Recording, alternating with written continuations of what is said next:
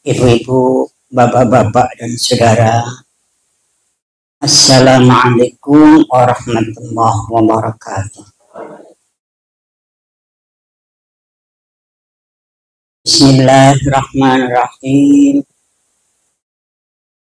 Innal hamdalillah nahmaduhu wa nasta'inuhu wa nastaghfiruh wa na'udzu billahi min syururi anfusina wa min sayyiati a'malina. Man yahdihillahu fala mudilla lahu wa man yudlil fala hadiya lahu. Asyhadu an la ilaha illallah wahdahu la syarika lahu wa asyhadu anna Muhammadan abduhu wa rasuluh. Allahumma shalli wa sallim ala nabiyyina Muhammad wa ala alihi wa ashabihi ajma'in.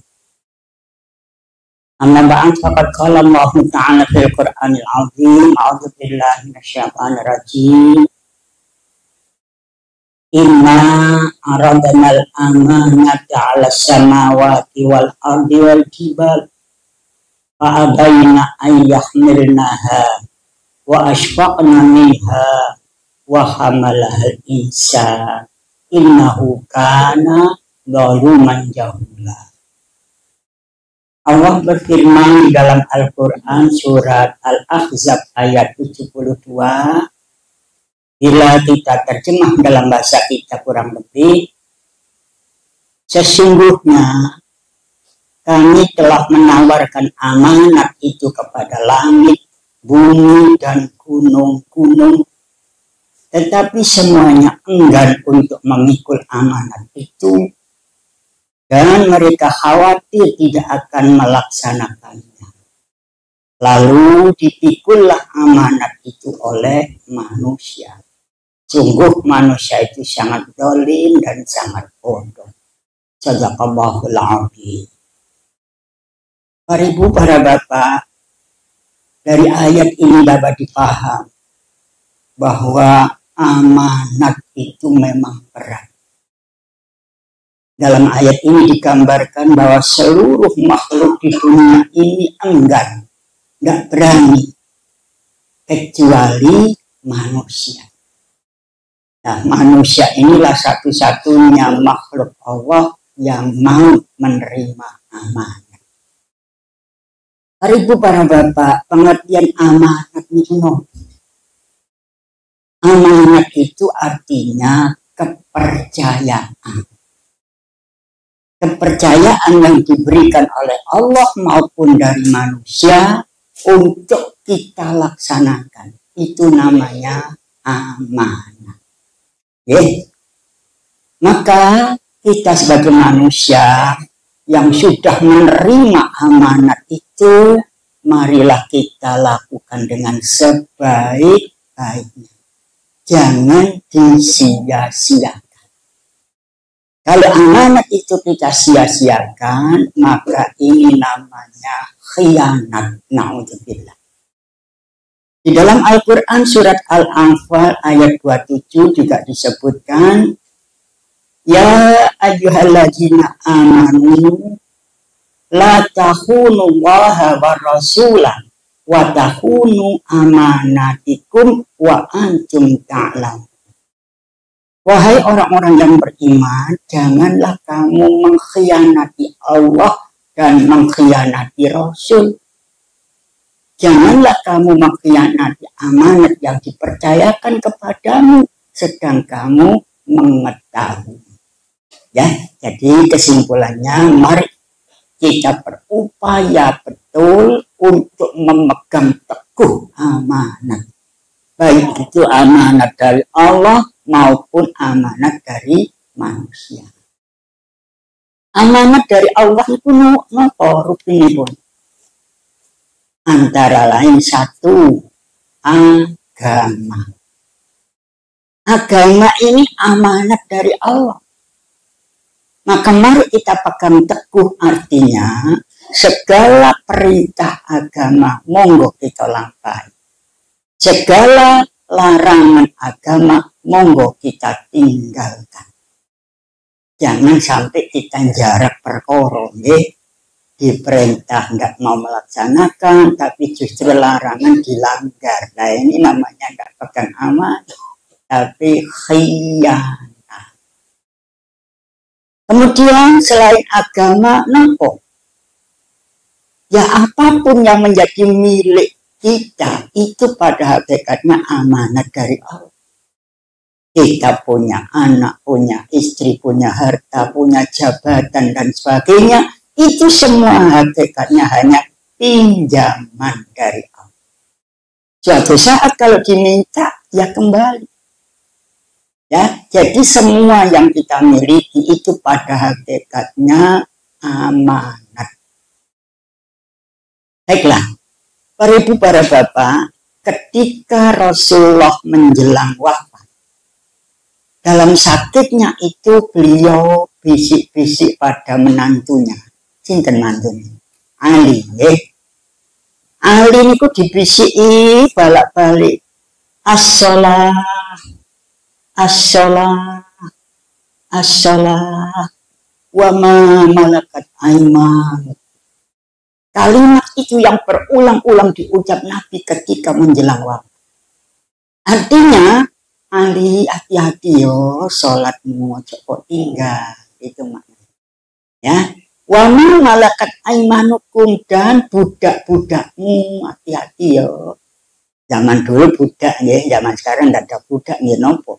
Apa pegawai, apa pelayan, ya siapapun yang menjadi tanggung jawab kita, jangan dizolimi, itu maknanya.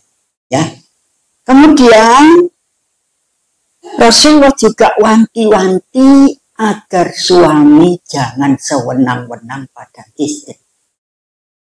Di saat beliau khutbah wada, khutbah ketika beliau ibadah haji, yaitu ketika wukuf di Arafah, apa yang beliau sampaikan? Beliau menyampaikan amanat kepada suami agar hati-hati terhadap istri. Allah fil nisa fa innahunna awanun fi aidikum akhadtumuhunna bi amanatillah wastahlaltum furujahunna bi kalimatillah. Wahai suami, hati-hatilah engkau akan istri, sebab istri itu adalah amanat dari Allah. Dia bernaung di bawah kekuasaanmu dengan mengucap kalimat Allah, dan dihalalkan bagimu juga karena dia menyebut kalimat Allah. Jadi maknanya, sejak kita sebagai suami menyatakan sedia untuk jadi suaminya, ketika akad nikah itu qabiltu nikahaha wa tazwijaha bil mahril mawqur, sejak itu kita dapat tanggung jawab, namanya istri. Istri itu bukan hanya amanat morotuwo, tapi amanat dari Allah, jangan disia-siakan. Ya, jadi kita sebagai suami hati-hati, kita jangan sewenang-wenang pada istri. Wong wedok salah titik tabok, ya. Mangan gak enak titik tumplek, lanang itu, waduh, jadi bocah kena. Putri-putri Arab itu mendambakan suami itu seperti singa. Mereka mengatakan di dalam pantunnya, aku ingin suami saya itu di luar rumah laksana Asad, di dalam rumah laksana Fahad. Apa bedanya? Asad itu juga singa, Fahad juga singa. Cuma bedanya apa itu? Nah, kalau Asadun itu singa yang garang. Singa di padang belantara, di hutan. Ya, tidak ada singa lulut. Singa di tengah padang, di hutan belantara, mesti singa itu garang. Nah, inilah yang diharapkan mereka.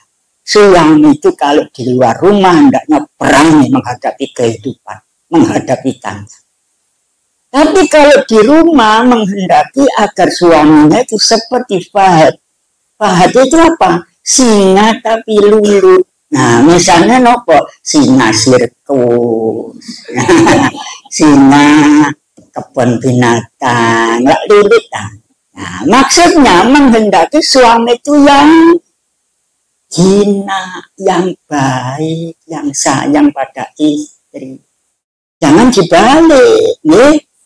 No, jopo sopane gak karuan. Injak tembelek beda gepeng.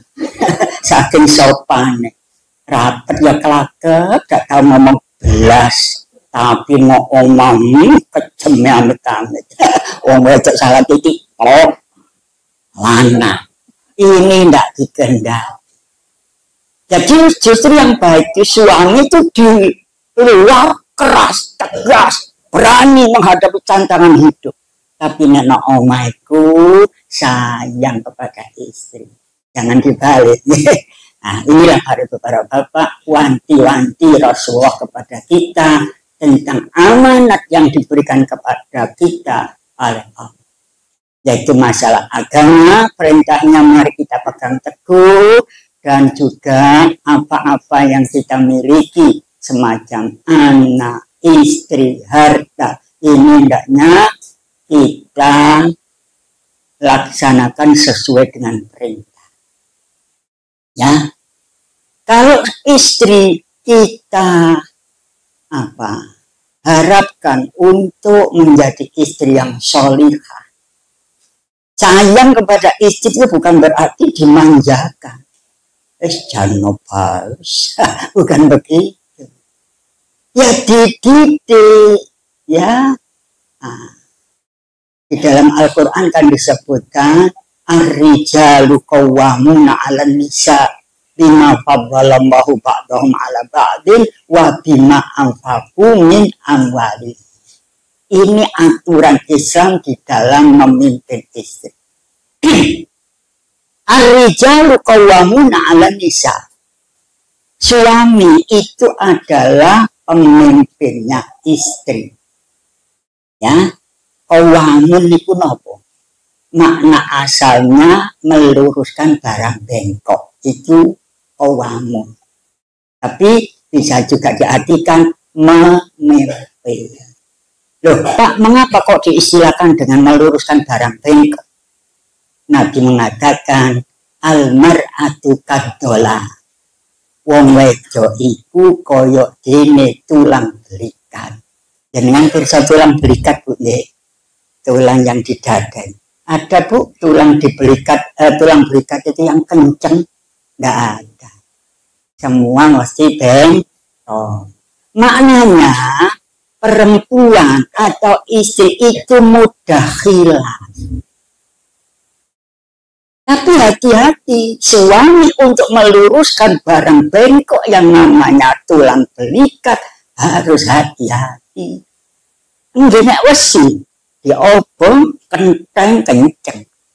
Tapi nek balung ditutup merotol. Lah itulah gambaran. Suami di dalam membimbing istri pelan-pelan. Badan kena wong wedok langsung dicelatu mengerti wong akal. Goblok kon. Waduh, ulangkan saja. Jaluk moleh, tak bisa perempuan di mata otoritas. Singkok nawis bengi bahan satu turu baru dielingno. Bu, senjatanya ngene Bu, ya cuma yang ngelingno. Nek kerungu azan ku nang mucotan. Wong kabeh wong nang masjid lah awakmu ku nok badut ngerumpi wae gak okro ta. Kalau kita benar-benar memberikan bimbingan secara tulus, insya Allah Pak, perempuan manapun akan nurut patuh kepada suami. Kalau caranya bijaksana. Tapi kalau nggak bijaksana, kok wong wedok goblok temen cepok, malah lo isi kemau. Ulangkan saja. Nah, jadi kita harus pas. Di samping suami itu punya hak untuk dihargai sebagai suami, sebagai orang yang dijadikan pemimpin keluarga, suami juga wajib memberikan nafkah. Mungkin dulu sudah saya sampaikan ya. orang laki itu ada kewajiban memberikan nafkah. Beda dengan istri, tidak ada kewajiban memberikan nafkah. Biar dapat uang 5 miliar, katakan uang lanang gak dikei belas ya gak apa-apa. Gak, itu sampai dewe kok kalau apa kena jalur. Gak apa-apa, enak dari uang aja ya. Tapi laki-laki wajib kasih kepada istri. Pinten gede nih. Min amwali. Min itu artinya sebagian. Ojo dikekno kabeh. Pakar itu jangan ngajaki medhi. Ini aturan agama. Min amwalihim. Jangan diberikan semua. Ya. Tapi ya dalam arti cukup. Saya dapat gaji tiap bulan 5 juta misalnya. Ya, kayak wong wedok piro 3 juta, dapat 6 juta. Pokoknya ojo kabeh. Tapi ojo nemen rek. Gaji 5 juta, gue juga bisa ketemu. Ya gak sebagian itu medit. Sebagian dalam arti cukup. Kira kakek 3 juta. Ini sembarang larang. Ya tambah titik pokok. Kira 3,5 ya wis. Kita sepakati 3,5 paribasane. Sing siji setengah jatuh ditakon. Masa mana gaji ini 5 juta lah. Apa kayak masih 3 juta setengah. Kini kabeh tapi nyekel-nyekel ngono. Wong lanang ngaplo tak nyekel 12 ngowah. Kalau iwak lohan. Wong lanang tak nyekel dulu niku masak. Kekuatan wong lanang iku duwe. Masih elek tuwek medhoi akeh masih rada gagah. Nek wong lanang jak nyekel duwe belas ngene ku kaya iwak lohan. Kepulauan bae ada sing wedok dik, ana dhuwit 10.000. Kaya apa? Numpak becak wis gak mlaku. Nelongso dadi. Nah, ini jangan sampai ya. Nah, jadi yang imbang baliknya ya. Suami sayang kepada istri, istri harus hormat kepada suami. Ar-rijalu qawwamuna 'alan nisa. Wong lanang iku pemimpine wong wedok. Lah wong arane pemimpin, Bu. Mbak, nggih. Apapun bentuknya ya harus ibu hormat. Halah cilik keceng. Aja hormat. Enggak boleh, Bu. Walaupun jenengan di luar rumah jadi gubernur paribasane, jadi presiden sekali, tapi di rumah wajib patuh kepada suami. Baiklah, ini masalah amanat dari Allah yang berupa kepemilikan, yaitu anak, istri, dan sebagainya. Nah, sekarang bagaimana amanat dari manusia? Nopo? Misalnya kita diangkat sebagai pejabat, ya, sebagai ketua organisasi misalnya. Itu juga amanat dari sesama manusia. Itu pun harus dipegang teguh. Ya, coba lihat para bapak, para sahabat zaman dulu itu ya. Pegang teguh amanat. Pernah khalifah yang kedua, siapa itu? Umar Khattab. Itu melihat istrinya pakai gelang. Ditanya, karena tekan ini gelang. Aku udah tahu kok. Saya dikasih hadiah. Siapa sih nggak? Saya dikasih oleh panitia Baitul Mal. Baliknya, loh, kalau disukani hadiah, wis gak sah. Konku dikei sebab konku sang bojo nih khalifah. Coba kon gak jadi sang bojo, dak kira kon dikei gelang. Ini amanat itu. Baitul Mal ini milik negara. Tidak boleh dipakai pribadi. Sih baliknya. Coba. Piro kadari gelang dikekno pemimpin kompon balik. Tidak mau menerima. Ada lagi keturunan beliau di zaman Abbasiyah. Ada namanya Umar bin Abdul Aziz. Ya, masih keturunannya. Umar bin Abdul Aziz ini juga terkenal sangat amanat. Suatu ketika kedatangan tamu kok dilala tamu itu anaknya sendiri. Assalamualaikum, waalaikumsalam. Kan dia mau melampah mau, mampir. Terus begitu duduk langsung lampu itu dipadamkan. Loh, bah, mau dipadamkan? Pak Eco terang. Ketahuilah nak, ini lampu ini pakai minyak milik negara. Coba. Piro kadari dari orang sini, piro kadari lengo. Zaman dulu belum ada listrik. Ini kalau lampu coklik ini. Lengo milik negara, enggak mau pakai. Begitu amanatnya orang zaman dulu. Wes ojo gawe iki. Kon rene iku lak perlu apa minta silaturahim bae, gak ada urusane negara. Wes dimatikan lampu. Begitu wakal dari wong Gresik wakal yang biyen aman. Gawe lengo negara dakwah. Zaman sak mangkin jas pundi, Bu? Aneh. Wis jelas mobil milik negara, plat abang, digawe koyo pribadi, gawe melencer rekreasi lho, iku izin sopo. Ya. Zaman sekarang seakan-akan biasa, Bu, nggih. Milik negara dipakai seperti milik pribadi. Nah ini apa ndak korup? Korupsi di Indonesia ini luar biasa. Ranking nomor berapa? Nomor 3 kan nomor berapa? Sak dunia. Sudah bukan hal yang aneh zaman sekarang dengar ada berita korupsi. Dan korupsi sekarang itu tidak sedikit, Bu. Kalau ada orang korupsi kok jutaan diguyu, goblok. Orang korupsi yang jutaan tak sembut. Korupsi ngono ya miliar, triliun. Nah gitu tuh ketangkap KPK ya gak ono rasa getun tawet di Rinas. Inilah orang Indonesia. Rasa amanat itu sudah menurun. Ya. Beda dengan orang Jepang, Bu. Dulu kan sudah saya sampaikan. Orang Jepang itu kalau dituduh selaku korupsi, koruptor, dia minta maaf kepada rakyat. Tidak hanya itu, tapi dia ambil pedang samurai, dibeles nonok jantungnya. Terus, harakiri namanya, ya. Bunuh diri untuk menutup rasa maaf. Wong Jawa dah, rai gedek. Ciri aneh aneh bunga apa? Panganane ori, tapi ya rai gede. Iya. Inilah para ibu para bapak. Amanat itu memang berat, tapi mari kita pegang teguh.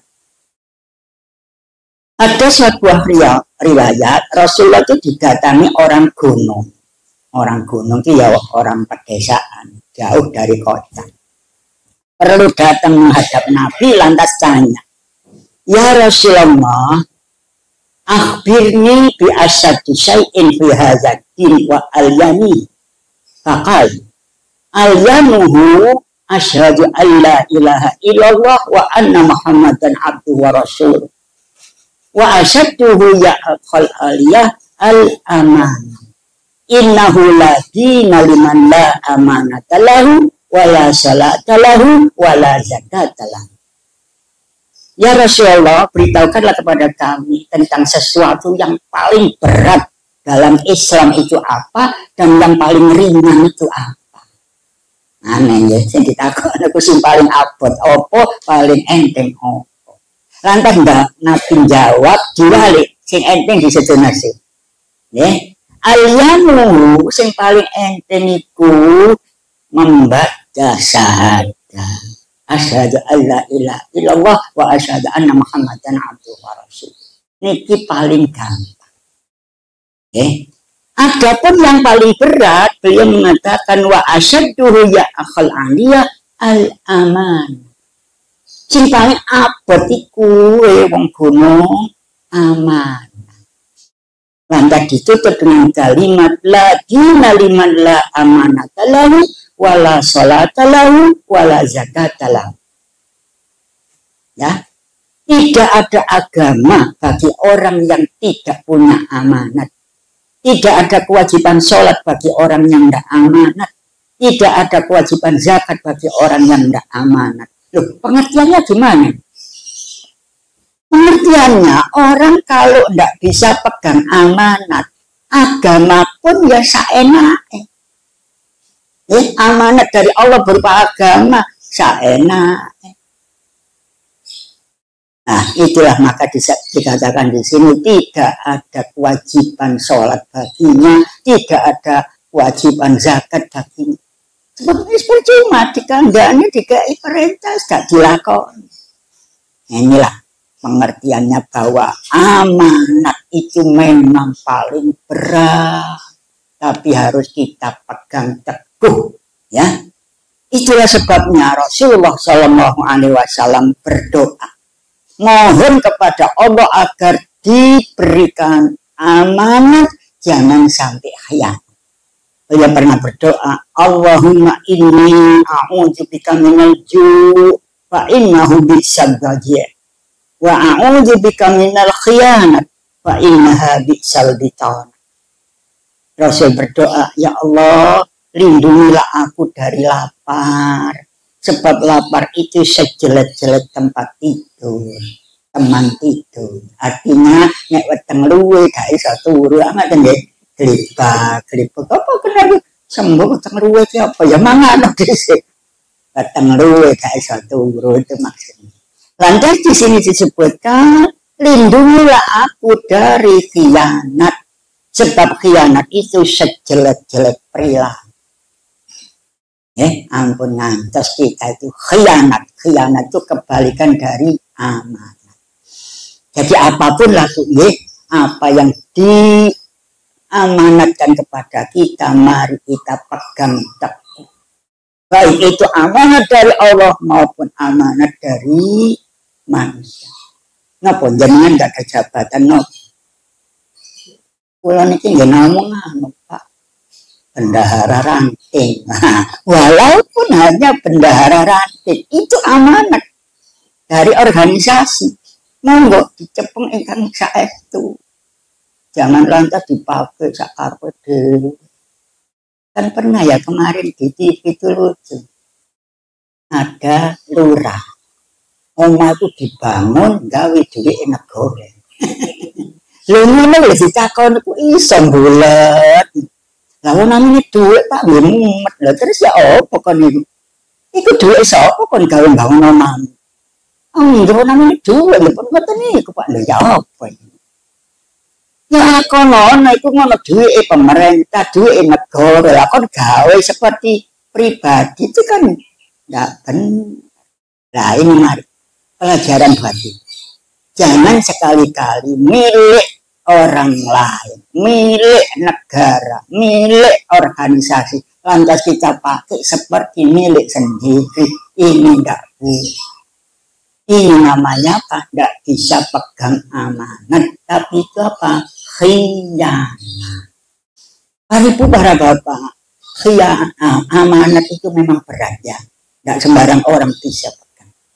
Justru itu hati-hati. Jenengan milik pemimpin, milik pejabat, milik apa? Pengurus. Hati-hati jangan sembarang orang dipasang. Lihat orangnya amanat apa enggak. Pernah ya, sebuah riwayat menyebutkan Rasulullah ketika datang ke Mekah pada saat pembukaan kota Mekah. Apa yang diperhatikan dulu? Yaitu Masjidil Haram. Kunci Ka'bah diminta oleh Rasulullah mau diberikan kepada yang berhak. Pada saat itu yang pegang itu siapa? Utsman bin Affan. Lantas ngomong ada orang namanya Abbas. Ya Rasulullah serahkan saya kuncinya. Biar saya rangkap, enggak apa-apa, saya pegang. Langsung turun ayat. Di dalam surat An-Nisa ayat 58 disebutkan innallaha ya'murukum an tu'addul amanati ila ahliha Wa idza hakamtum bainan nasi an tahkumu bil 'adl. Innallaha ni'ma ya'idukum bih. Innallaha kana sami'an basira. Sungguh Allah menyuruhmu menyampaikan amanat kepada yang berhak menerima. Nah, jadi jangan ngawur ya. Apabila kamu menetapkan hukum di antara manusia, hendaklah kamu menetapkannya dengan adil. Sesungguhnya Allah sebaik-baik pemberi pengajaran padamu. Sungguh Allah Maha mendengar lagi Maha melihat. Dengan turunnya ayat ini langsung kunci tadi dikembalikan kepada Utsman. Utsman itu hakmu, cekel. Tidak diberikan kepada Abbas. Walaupun Abbas itu nyelonong wanjaluk. Monggo, nyepi kula cepet. Kula sakit. Pegang beberapa jabatan ndak apa. Iki tamat. Kadang enten yang ngaten jenengan sewu. Tamat sembarang dicekal, tapi ya takaran kabeh ya. Wis cukup siji baik tapi ya sing temen ngaten nggih. Temen ku angel. Kelihatannya memang tidak baik. Nyekel duit organisasi ranting piro paling nggak sampai 1 juta ya. Tapi jangan dipakai. Kalau memang nggak bisa pegang uang milik orang lain, ya jangan pegang. Sepurane tidak iso. Masalah duit wis gawan awak iki. Temen kanut temen wis ceklen bae. Kalau kita memang nggak bisa pegang amanat, jangan berani-berani tampil untuk pegang amanat. Ya, jadi kesimpulannya para bapak, amanat ini hendaknya kita pegang teguh. Amanat dari Allah, mari kita pegang teguh. Amanat dari manusia juga, mari kita pegang teguh. Amanat dari Allah apa tadi? Agama. Ya, lantas yang kedua, nopo kimawon menjadi milik kita, itu juga amanat dari Allah. Kemudian amanat dari manusia, ya semacam kita diangkat jadi pemimpin, diangkat jadi pengurus dan sebagainya. Kepercayaan ini semua mari kita pegang teguh, jangan sampai kita sia-siakan. Benjing wonten alam akhirat kula jenengan iki ditanglesti Bu, tanggung jawab. Ini kan pernah saya sampaikan ya, Umar Khattab itu ketika jadi khalifah, imami sholat subuh jajak ditusuk orang dari belakang. Ada orang munafik namanya Abu Lu'lu', itu yang menusuk. Terus Umar Khattab terkapar selama seminggu. Tidak bisa paham. Dalam sakitnya itu beliau nangis begini. Diguyur kali konco-konco, Umar, kamu ini kan singa padang pasir, terkenal pemberani, gak wedi. Nah, kenapa ini kok nangis? Wedi kan mati. Apa jawab? Yang ku takuti bukan kematian. Mati ku biasa. Kullu nafsin dha'iqatul maut. Sangat tenang. Tiap-tiap barang berjiwa itu pasti mati. Aina matakunu yudrikumul maut walau kuntum fi burujin musyayyad. Dimanapun kamu berada, kamu dikejar oleh kematian walaupun kamu bersembunyi di benteng yang kokoh. Nah, terus apa sing kon takon? Sing kon medhi. Saya takut akan pertanyaan besok di hari akhir. Saya ini pernah jadi penjudi, saya pernah jadi pemabuk, saya ini pernah bunuh anak. Terus besok aku ditakon itu ya opo jawaban bulan. Ini yang ditangisi Umar. Umar Khattab, Bu, saya ini ngotot nggak nangis eling dosa. Kula jenengan dipun ibu nate mulai eling dosa angel. Jadi bangsawan, bangsane tang nyawa. Lah kapan nangis? Monggo kita sebelum subuh ya sholat tahajud, kemudian kita mohon ampun kepada Allah, segala dosa yang pernah kita lakukan kita mohonkan ampun. Gusti raos mboten pantes kula mlebu swarga. Nanging kula ajri Gusti menawi kula mlebu neraka. Nah, cucuran air mata di saat sebelum subuh ini jadi saksi. Ya. Insya Allah kalau kita selalu ingat akan dosa yang pernah kita lakukan, tentang amanat yang tidak kita laksanakan, insya Allah kita akan berakhir baik, menjadi orang yang husnul khotimah. Itulah harapan kita semua. Demikianlah para ibu, kiranya ini yang bisa saya sampaikan, walaupun singkat, mudah-mudahan ada guna dan manfaat bagi kita semua. Bismillahirrahmanirrahim. Alhamdulillahirabbil alamin. Wassalatu wassalamu ala asyrafil anbiya wal mursalin. Allahumma la tuzigh qulubana ba'da idh hadaitana wa hab lana min ladunka rahmah innaka antal wahhab. Rabbana srif 'anna as-su'a bima syi'ta wa kaifa syi'ta innaka 'ala ma tasya'u qadir. Rabbana hab lana min azwajina wa dhurriyyatina qurrata a'yun waj'alna lil muttaqina imama. Rabbana atina fid dunya hasanah wa fil akhirati hasanah wa qina adzabannar. Subhana rabbika rabbil izzati amma yasifun wa salamun 'alal mursalin walhamdulillahi rabbil alamin. Demikian kurang lebihnya akhir kalam. Assalamualaikum warahmatullahi wabarakatuh.